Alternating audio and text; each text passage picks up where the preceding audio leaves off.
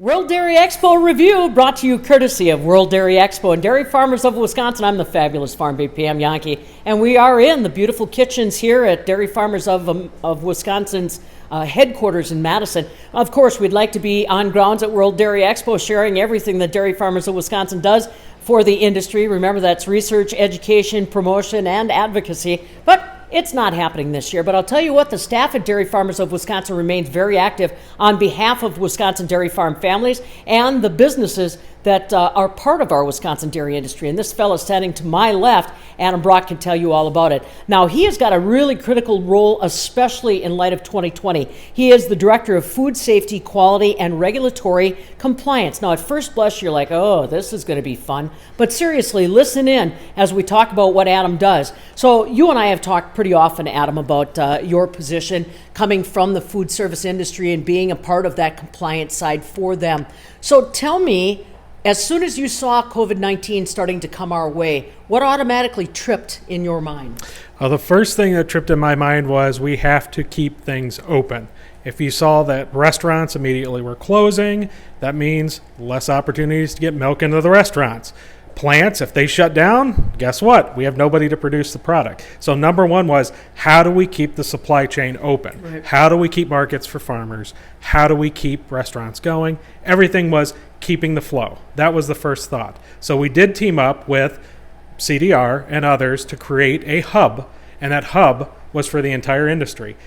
We teamed up with other organizations, but really that hub was, how do we keep going? And it was all the resources for COVID. We wrote what are known as standard operating procedures so that plants could keep running. And we got a lot of great feedback that people utilized the website, they took the tools, they ran with them, and that in part kept things open. It kept the supply running. And did it help your background being from that side of the industry where it was your responsibility to make sure everything that came into a food service distributor was on market? Did that help you kind of coach up and work with the Center for Dairy Research to start things? Yes. The big thing is when you're on that end, right? When you're a consumer at the end, there's things that you see that sometimes farmers don't get to see, right? It's the business. So knowing the supply chain, knowing who are the processors, what are their hurdles, what are our hurdles, and then also for a farmer, where are they going to go? If this plant's down, where do they go? Keep it open so we can keep moving product. But having that full supply chain and understanding farm to fork really is what helped us keep things rolling. Now, that collaboration with Center for Dairy Research, what kind of uptake did you see from the industry? And tell me a little bit about the customers that suddenly started coming to that hub that maybe you'd never seen before. Well, we intentionally, so when we developed the SOPs, that was to keep the plants open. We started to see other commodities utilize those SOPs. So they were showing up maybe in meat, in other areas of the industry, and people were modifying it and using it as a tool, which was the intention. The intention was, let's keep things open. Now, many of your audience also deals with meat, you know, and there were some hiccups there. You didn't see that in dairy. You saw it a little bit, but ultimately, with freezing of cheese, with finding new markets, with working with the food banks and such, it was a way to keep things flowing. And you'll notice that we haven't had too many issues with keeping those plants up and going, and that's our goal.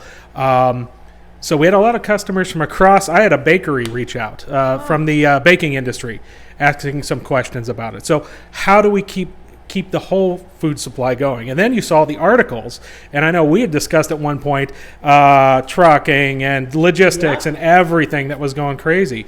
But that's where we took this template, said share it openly to keep things flowing, and it's worked out pretty well. And I think we've gained a lot of people that look to us and say, gosh, you are a great resource and you like to help people. That's the main thing. We want to help.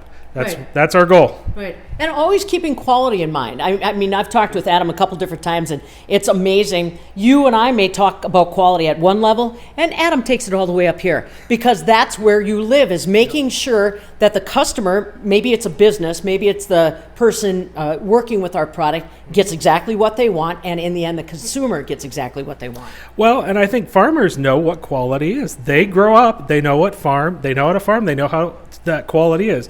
And that's the same thing people are looking for in restaurants, and consumers are looking for it, plants are looking for it. So if you're able to take that quality and raise it up with things such as the Master Cheesemaker program, and really getting that cheese into people's mouths, they will eat it, they will keep eating it, and that means that we have markets, right? And that's our goal, is keep those markets open. So quality, yes, we could have a whole session on quality, but you would be amazed at how much is actually in grading cheese and grading dairy products, right? Because if that consumer doesn't like it, they will switch to something else. So if we can keep Wisconsin dairy front and center, we've got markets, and there's the potential to grow and add on. So. Well, and making sure they know that Proudly Wisconsin, honestly, it is Proudly Wisconsin. It is. It's Proudly Wisconsin all the way through. Yep.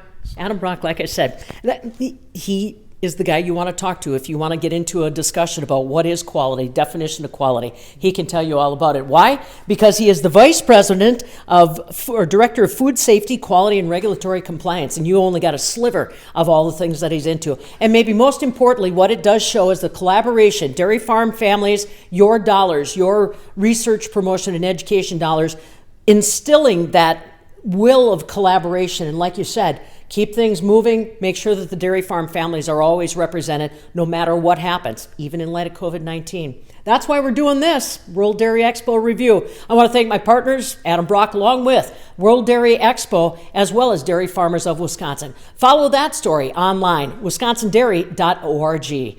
World Dairy Expo review, I'm Pam Jahnke.